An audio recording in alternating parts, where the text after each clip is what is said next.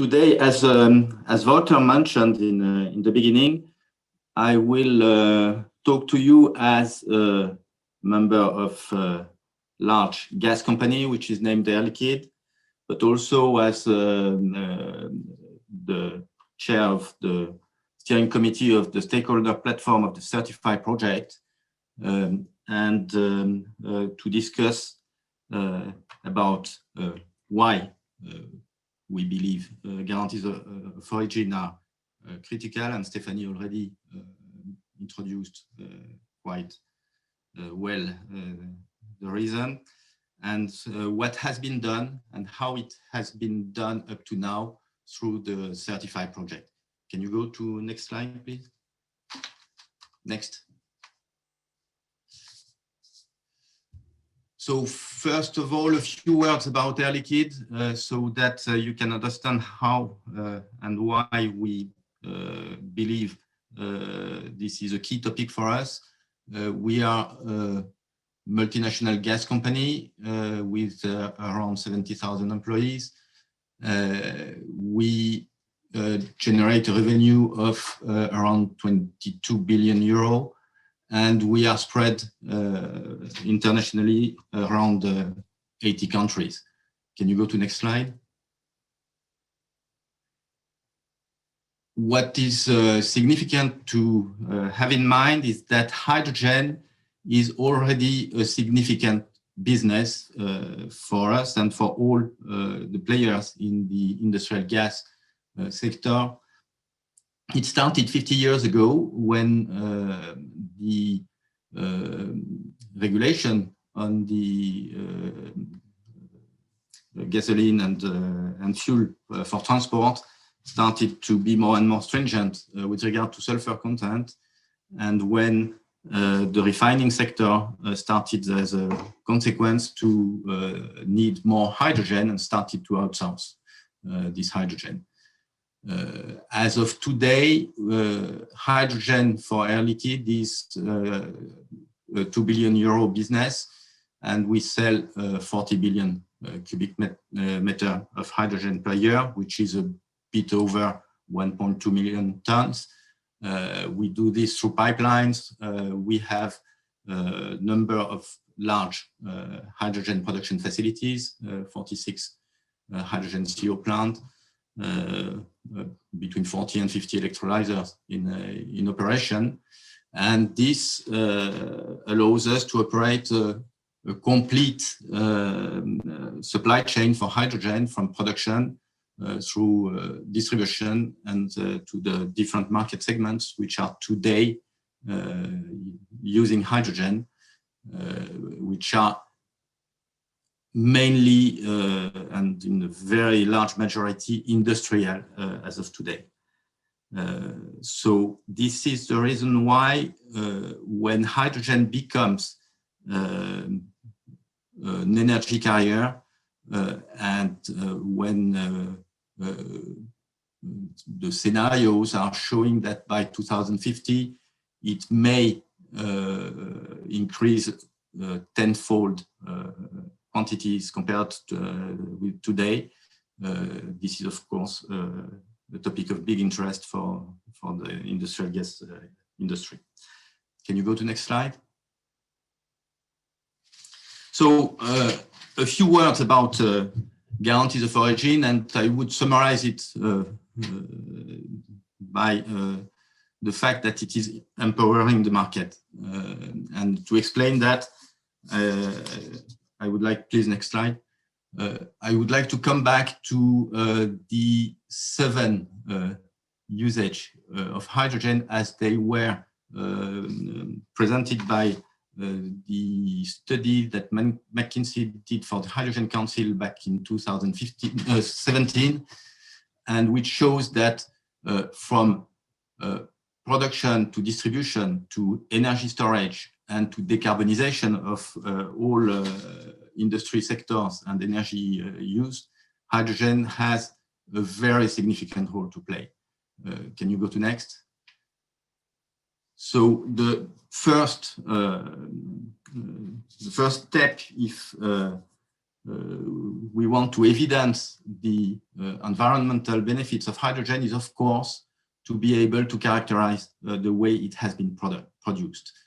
And this is a prerequisite, and this is all what is about guarantees of origin. Can you go? Yes, thank you.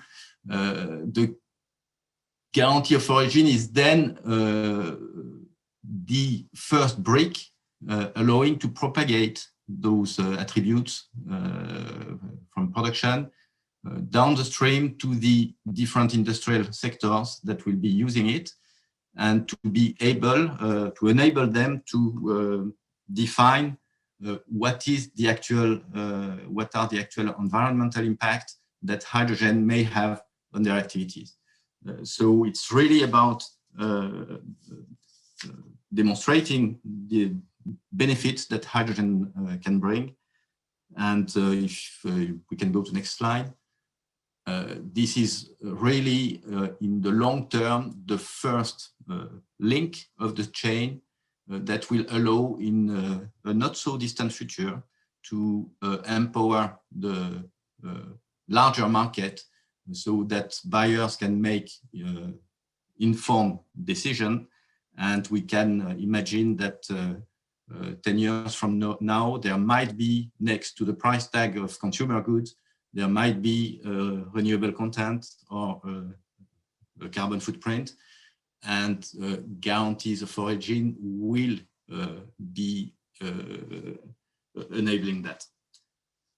Can you go to the next slide? So how does it work? And now I will change my hat and talk a little bit more from a certified perspective. First of all, I think we need to go back a little bit to the fundamentals of guarantees of origin. Next. And keep in mind that we are talking about a specific tool, and that this tool is necessary, helpful, but is not made to do any and all of the or to fulfill any and all of the needs related to certification. And I think Mathieu later on will develop a little bit around that. Guarantees of origin are made for the sole purpose of informing the user about the production attributes of a product. And production attributes can be anything.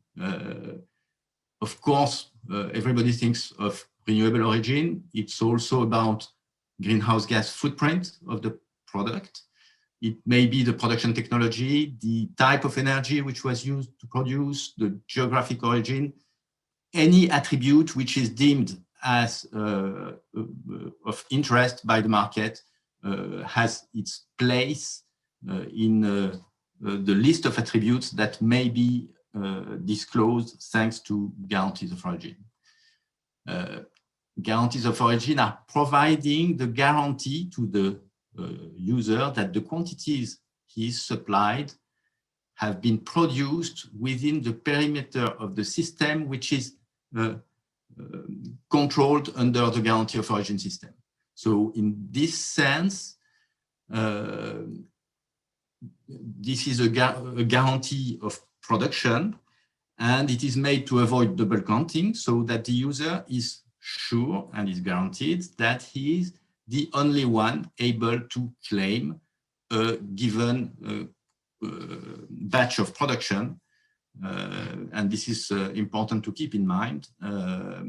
And finally, guarantees of origin are agnostic regarding the usage of the product.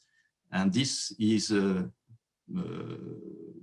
important point that we need to also to keep in mind when we think of certificates that may be needed to assess also what the product was used for.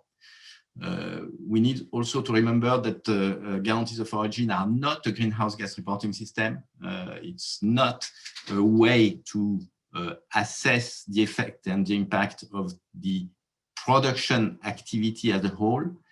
As I said, it's not a certificate giving right to incentive. It's not meant to support technology. Actually, it may inform about technology. And it is, and this is very important to keep in mind, it is not making a physical link between the production facility and the delivered product. It's based on balance, usually energy balance or mass balance. And it is not based on a full life cycle assessment because it does not provide information about distribution, delivery, and end of life. And it is based on certain boundaries, and we will come back to that. Can we go to next slide?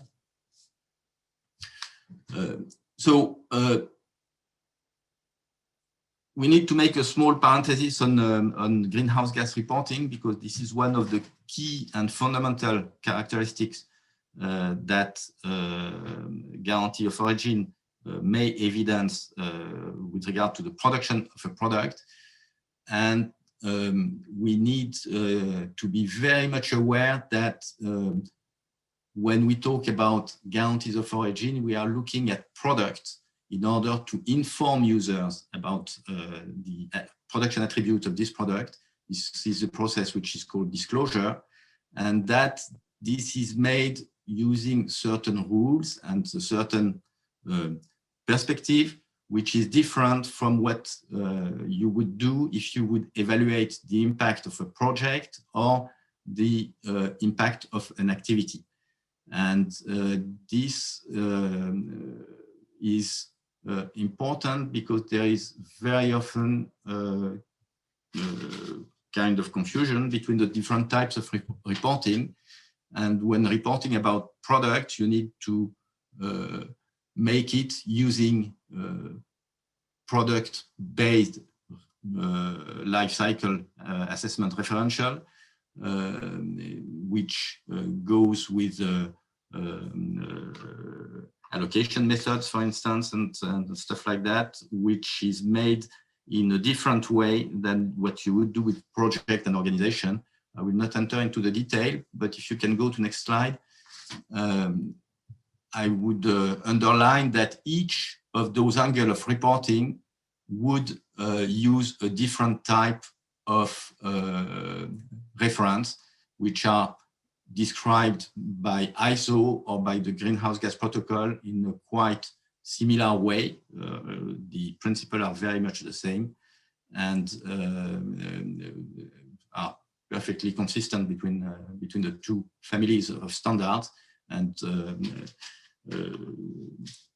this is just to remind to pay attention that not to use a project or a corporate referential to assess product carbon footprint. Can we go to the next slide? So coming back to guarantees of origin, the greenhouse gas attribute is based on product life cycle assessment from well to gate, and the gate is the outlet gate of the production plant, meaning that it excludes the usage phase and the distribution and the end of life. And it also excludes all what we would call CapEx emissions, so everything related to construction and material needed to produce. And this is by common agreement, I would say. It's been like that from the very beginning of the guarantees of origin, when it started with electricity. It may not be like that forever, but at this point in time, this is how it is commonly agreed, and it includes the upstream emissions related to operation, so all what is related to the energy and raw material extraction and its production and transport to the production plant. And of course, it includes the direct emission within the battery limit of the production plant. So on the right-hand side, you can see a graph which is extracted from the Greenhouse Gas Protocol document, which shows the relationship between the scopes which are used when you make a corporate reporting and the way you would make the inventory of emissions to do a product reporting, and show that we are talking about a different way to segment the emissions. Next slide, please. So to come back on the very principle of guarantees of origin, the idea is to count the quantities produced according to certain characteristics, to allocate them at a point of use, and to count the quantity used in order to ensure that the mass balance is conserved. And in fact, what does the guarantee of origin is that it guarantees that the production took place, it allocates it to a user, and it provides information about the production attributes.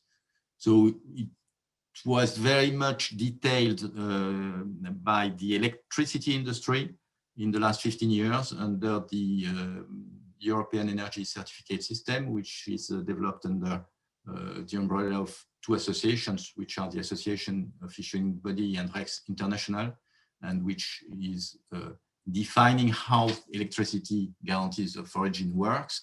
Can you go to next slide? And the idea is to extend this to hydrogen using the very same principles that have been used for electricity.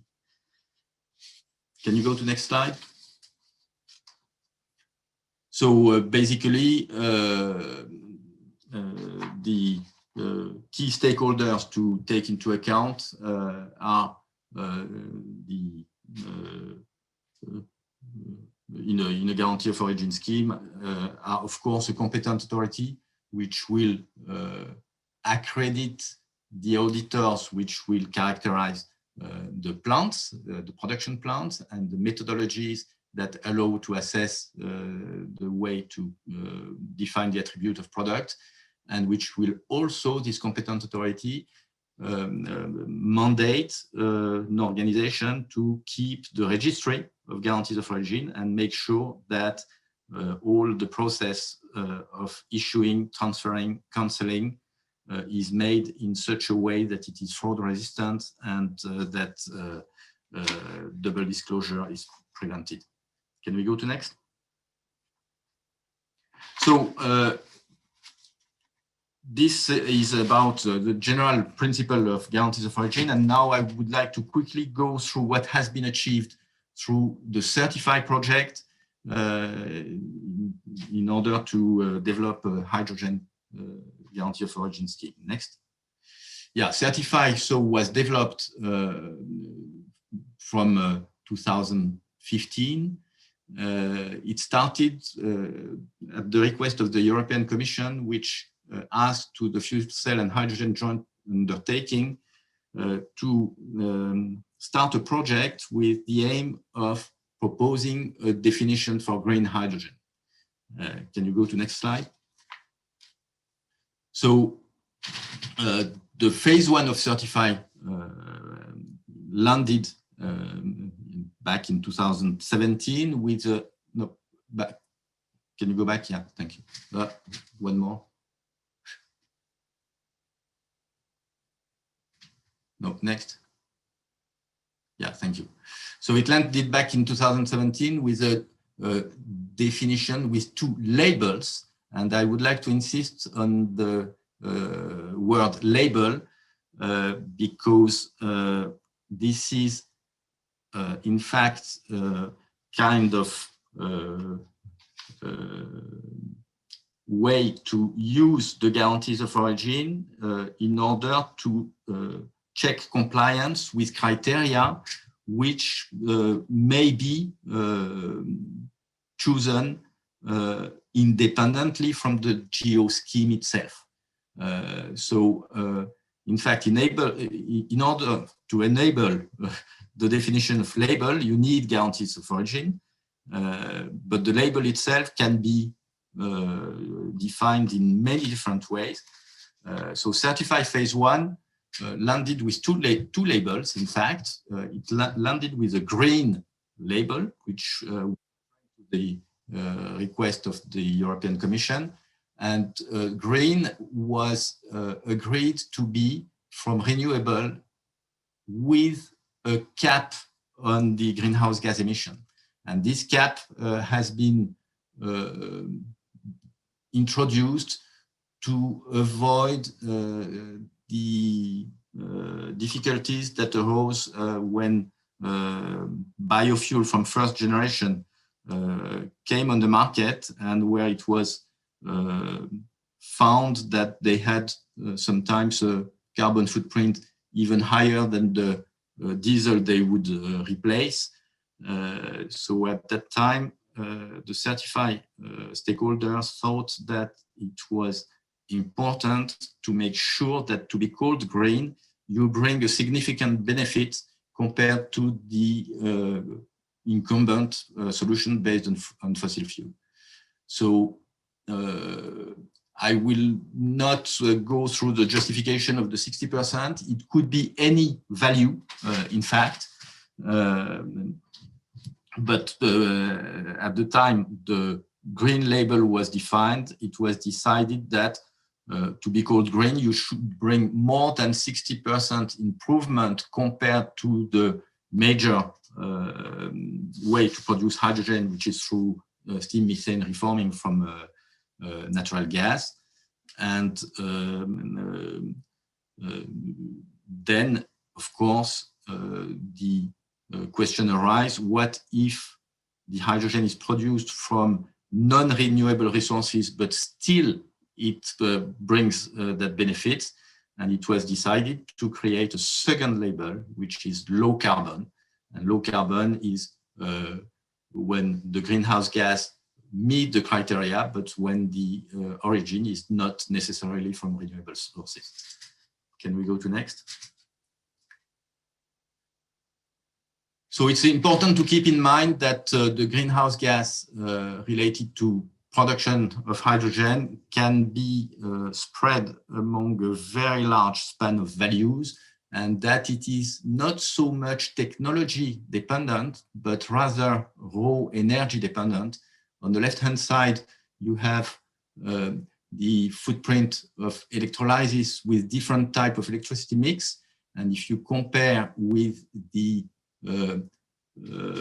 benchmark of steam methane reforming, which is right in the middle, the gray bar, you can see that with coal-based electricity, electrolysis would achieve something in the range of 4 to 5 times more emissions.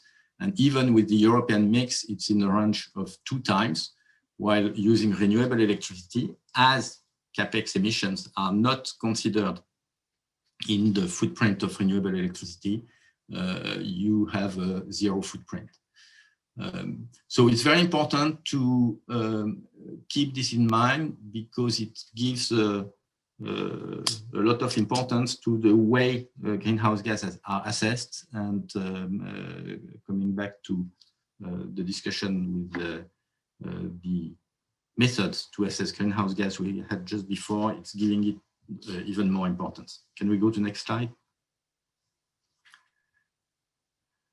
So Certify Phase 2 involved a number of organizations to go through the prototyping of a GEO scheme. And I will not go in detail because time is running. If you can go 2 slides ahead, please. It achieved the following. So after Certify Phase 1, we had definitions for green and low carbon hydrogen. And in Phase 2, we had rules and procedures, methodologies to assess carbon footprint, and the registry, a pilot registry, up and running, all of this being compliant with the existing electricity, European energy certificate system, sorry.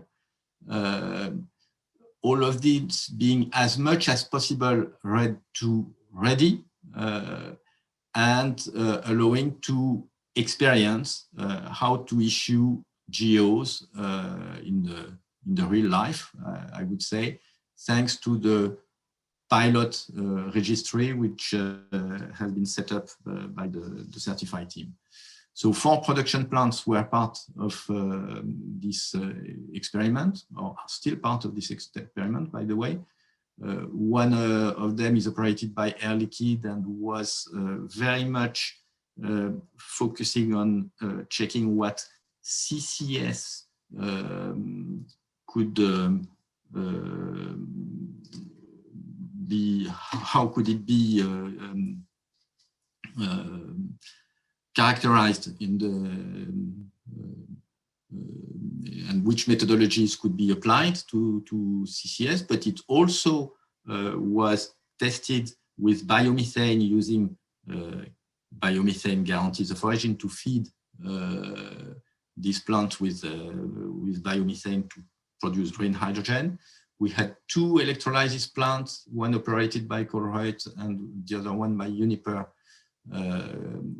both of them on wind electricity. The one with Uniper being used to produce synthetic methane using CO2 from a methanation plant, a methanization plant, sorry. And it was quite interesting because it was allowing to go from electricity to hydrogen and then to hydrogen to gas, and to see how the different system of guarantees of origin would interconnect. And the last one, but not the least, is the one that is operated by Nobian in Rotterdam with hydrogen off-taker Air Products, and which is producing hydrogen as a byproduct from chloralkali. So a wide range of production process allowing to check methodologies and to experience them within this certified phase 2. Can we go to next?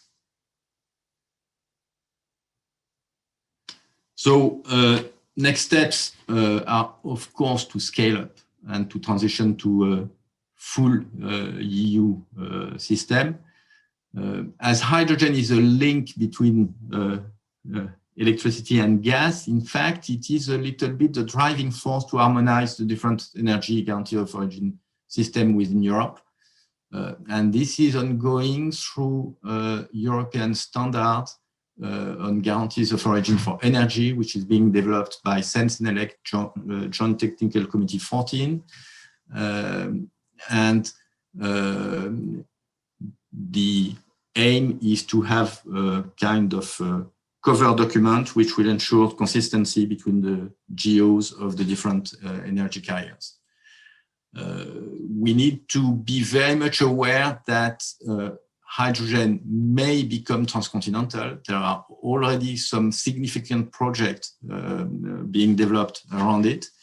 So it is really needed to make sure that all those methodologies which will be applied in Europe are consistent with what will be applied worldwide if hydrogen is imported from other regions, so that what is coming into Europe can be assessed with the same rules than what is being done internally. Keeping the geo system and the way the attributes are assessed compliant with international standard is of great importance for this.